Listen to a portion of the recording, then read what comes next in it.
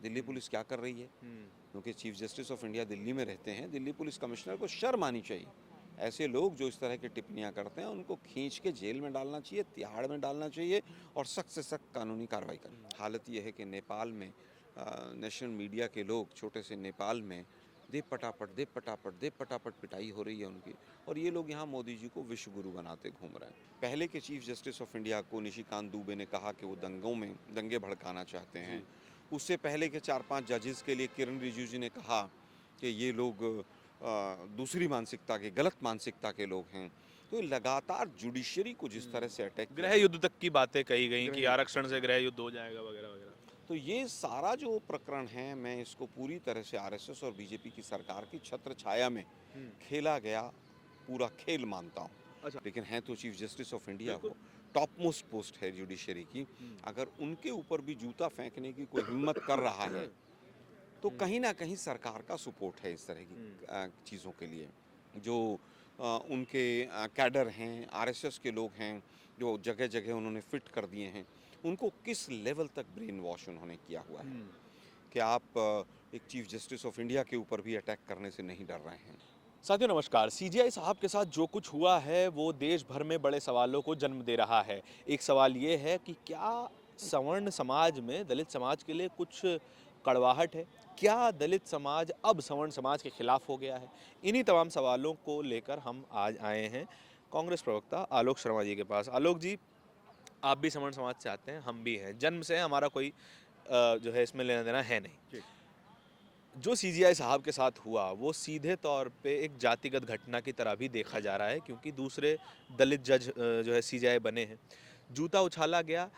क्या अब दलित समाज का जो आक्रोश है सवर्ण समाज के प्रति, उसको कैसे देख रहे हैं आप इस फिलहाल?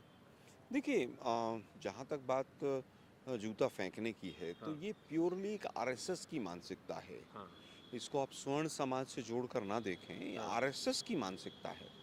आरएसएस में जो स्वर्ण समाज है वो बाकी के देश के स्वर्ण समाज से बिल्कुल अलग है। आप दोनों को कंपेयर करके दोनों की तुलना नहीं कर सकते हैं। आरएसएस क्योंकि हमेशा से दलित विरोधी रही है, मुस्लिम विरोधी रही है, तो वो जो आरएसएस की मानसिकता है वो कहीं ना कहीं इस पूरे उसमें दलित जो विरोधी मानसिकता है उसमें परिलक्षित होती है। चाहे वो अमेठी की घटना हो, चाहे वो चीफ जस्टिस ऑफ इंडिया की घटना हो। मैं इसको 2-3 एंगल से देखता हूँ इस घटना को।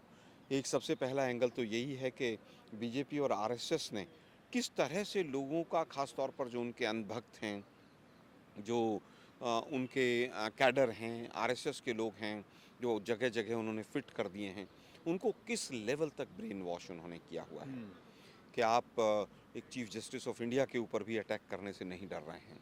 और एक एंगल ये है, दूसरा एंगल ये है कि लोग जिनको बीजेपी का या सरकार का आश्रय है, सपोर्ट है, उनकी हिम्मत कितनी बढ़ गई है।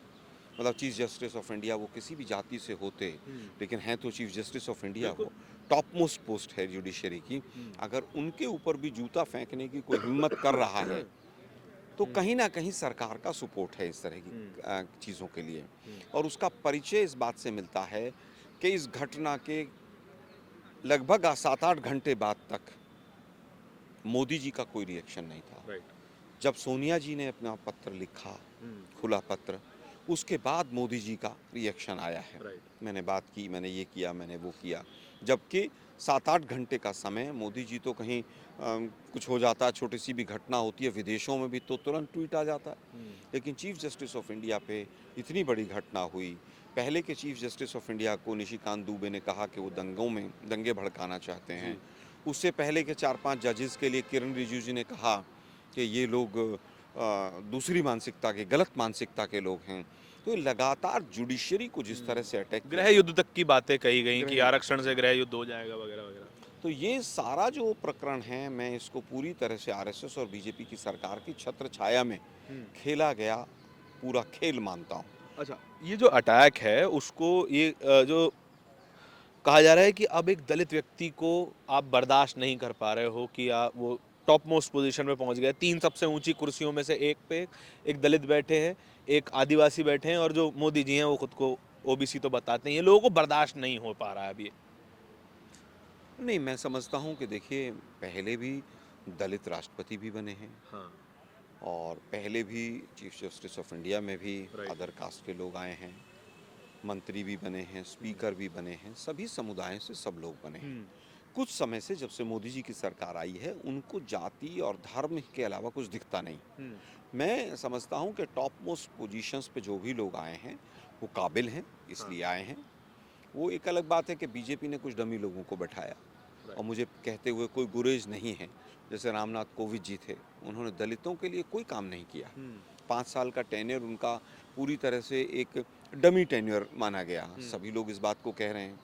दलितों के ऊपर लगातार अत्याचार बढ़ते गए, हुँ, कभी उन्होंने आवाज़ नहीं उठाई। हुँ, एनसीआरबी के आंकड़े कभी शायद उन्होंने पढ़े भी नहीं होंगे। हुँ, मैं तो कहूँगा कि द्रौपदी मुर्मू मैडम जो हैं, वो आदिवासी समुदाय से आती हैं, उनका भी काफ़ी टेन्योर निकल गया है। राइट। आदिवासियों के साथ लगातार अत्याचार हो रहा है, दलितों के साथ, पिछड़ों के साथ, जो हाशिए पर लोग चले गए हैं, गरीब लोग, उनके साथ लगातार अत्याचार हो रहा है। एक राष्ट्रपति होने के नाते उनको चाहिए कि उनकी भी आवाज़ उठाएं वो। राइट। गवाई साहब ने जो रिएक्शन दिया वो कहा कि उन्होंने कि मैं इन सब चीज़ों से मुझ पे फ़र्क नहीं पड़ता है, काम जारी रहना चाहिए, the show must go on. क्या लोग ये भी सवाल कर रहे हैं इस मामले में कि क्या ये बढ़ावा देने वाली बात नहीं है कि अगर सीजीआई की कोर्ट में जूता उछलने के बाद कोई कार्रवाई नहीं होती है, सख्त एक्शन नहीं होता है, तो फिर तो देश की तमाम अदालतों में जूता उछाला जाएगा और एक्शन नहीं लिया जाएगा। देखिए, मैं समझता हूँ कि ये मामला व्यक्तिगत मामला नहीं है, राइट। ये चीफ जस्टिस ऑफ इंडिया की चेयर का मामला है, हुँ, उस पद की गरिमा का मामला है। हुँ, अगर आज उस पद की गरिमा को इस तरह से उछाला गया है हुँ, और उसके बाद अगर एक्शन नहीं होता है सख्त, तो ये गलत संदेश देगा। क्योंकि बीजेपी ने एक ऐसी फौज तैयार कर दी है हुँ, जो दिमाग से सोच ही नहीं रही है, जिसका संविधान में विश्वास नहीं है।